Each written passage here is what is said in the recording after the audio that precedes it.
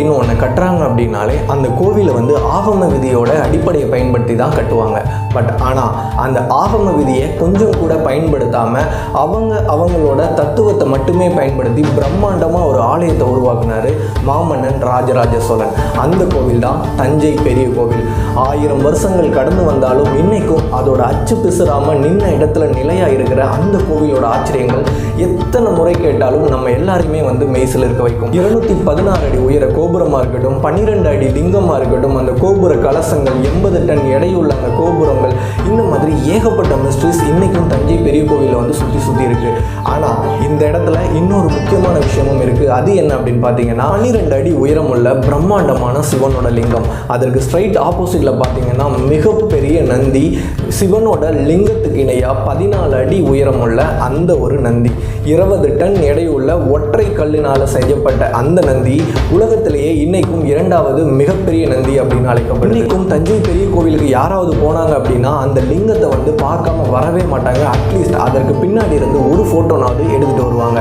But ஆனால் இங்கே ஒரு மிகப்பெரிய ஆச்சரியமான உண்மை என்ன அப்படின்னா, அவ்வளோ ஒரு பிரம்மாண்டமான நந்தி ராஜராஜ சோழன் அவர் கோவில் கட்டும் போது அமைக்கப்பட்டதில்லை அப்படிங்கிறது தான் ஒரு உண்மையான ஒரு விஷயம். கேட்கும்போது எல்லாருக்குமே ரொம்ப ஆச்சரியமாக இருக்கும். அதற்கு காரணம் என்ன அப்படின்னா, அவ்வளோ பெரிய பிரம்மாண்டமான ஒரு கோவிலை கட்டிட்டு அதற்கு ஏன் ராஜராஜ சோழன் நந்தி வைக்காமல் போயிட்டாரா அப்படின்ற ஒரு கேள்வி வரும்.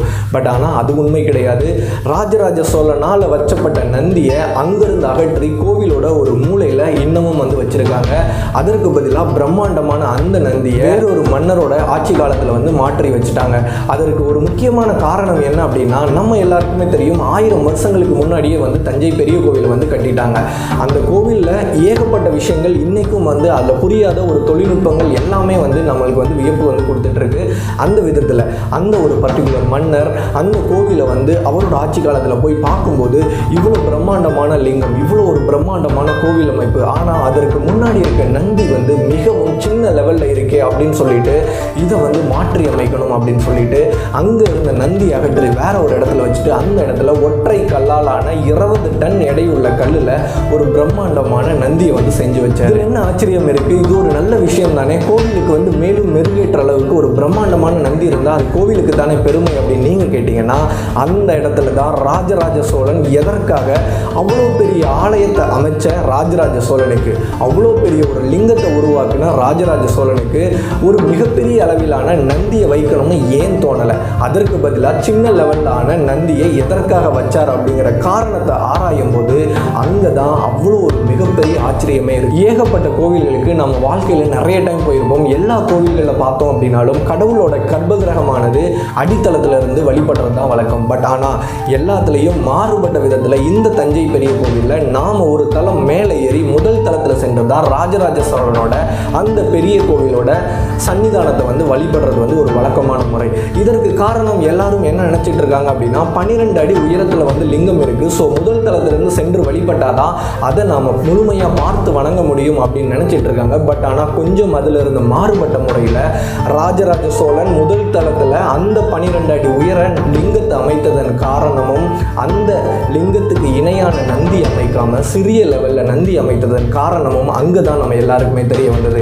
அது எதற்காக அமைத்தார் அப்படின்னா, அந்த கோவில் வந்து சரியாக கிழக்கில் சூரியன் உதிக்கிற திசையை பார்த்து அமைந்திருக்கிறது நம்ம எல்லாருமே பார்த்துருப்போம். அதற்கு முக்கியமான காரணம் என்ன அப்படின்னா, சூரிய உதயத்தப்போ 2 கோபுர வாசல்களையும் சூரிய ஒளி கடந்து இடையில இருக்க நந்தியை கடந்து ஸ்ட்ரைட்டாக சிவனோட லிங்கத்து மேலே அந்த சூரிய ஒளி படணும் அப்படிங்கிறதுக்காக தான் அவ்வளோ ஒரு பிரம்மாண்டமான லிங்கத்தை உருவாக்குனதோட மட்டும் இல்லாமல் சூரிய ஒளி லிங்கத்து மேலே படுறதுக்கு இடையூறாக நந்தி இருக்கக்கூடாது அப்படின்னு சொல்லிட்டு அந்த சிறிய அளவிலான நந்தியை வந்து உருவாக்கியிருக்காரு. இப்படி இருந்த ராஜராஜ சோழனோட மிகப்பெரிய தத்துவத்தை யாருமே புரிஞ்சுக்காம அங்கே வந்து ஏதோ சின்னதாக ஒரு நந்தி இருக்குன்னு சொல்லிட்டு அதை அகற்றிட்டு பிரம்மாண்டமாக நந்தி வச்சுட்டதா நிறைய பேர் வந்து பெருமைப்படுகிறாங்க. அது மட்டும் இல்லாமல் சூரியனோட உதயத்தப்போ ஸ்ட்ரைட்டாக எப்படி லிங்கத்து மேலே அந்த சூரிய வெளிச்சம் படுதோ அதே போல் சூரியனோட அஸ்தமனத்தப்போ கோவிலோட பின்புறத்தில் வந்து ஸ்ட்ரைட்டாக வந்து சூரிய வழிபடுமாம்.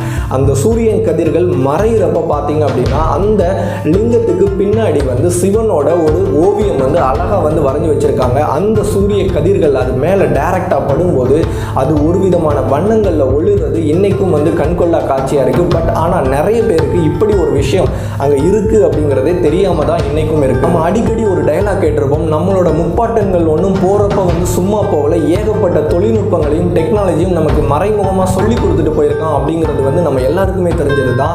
அதை ப்ரூவ் பண்ணுற விதத்தில் தான் இன்றைக்கும் நம்மளோட தமிழனோட சோழர்களோட பெருமையை பறைசாற்றி கொண்டிருக்கிற அந்த மாபெரும் தஞ்சை பெரிய கோவில் அப்படிங்கிற ஒரு மிகப்பெரிய பிரம்மாண்டம். நீங்கள் நாம பார்த்த இந்த நந்தியோட ரகசியத்தை இதற்கு முன்னாடியே உங்களுக்கு தெரியும் அப்படின்னா அதை கமெண்ட் செக்ஷனில் சொல்லுங்கள். இந்த வீடியோக்கள் உங்களுக்கு பிடிச்சிருந்ததுன்னா சேனலுக்கு சப்ஸ்கிரைப் பண்ணி தொடர்ந்து சப்போர்ட் பண்ணுங்கள். ஆல்ரெடி சப்போர்ட் பண்ணுற எல்லாருக்குமே ரொம்ப நன்றி.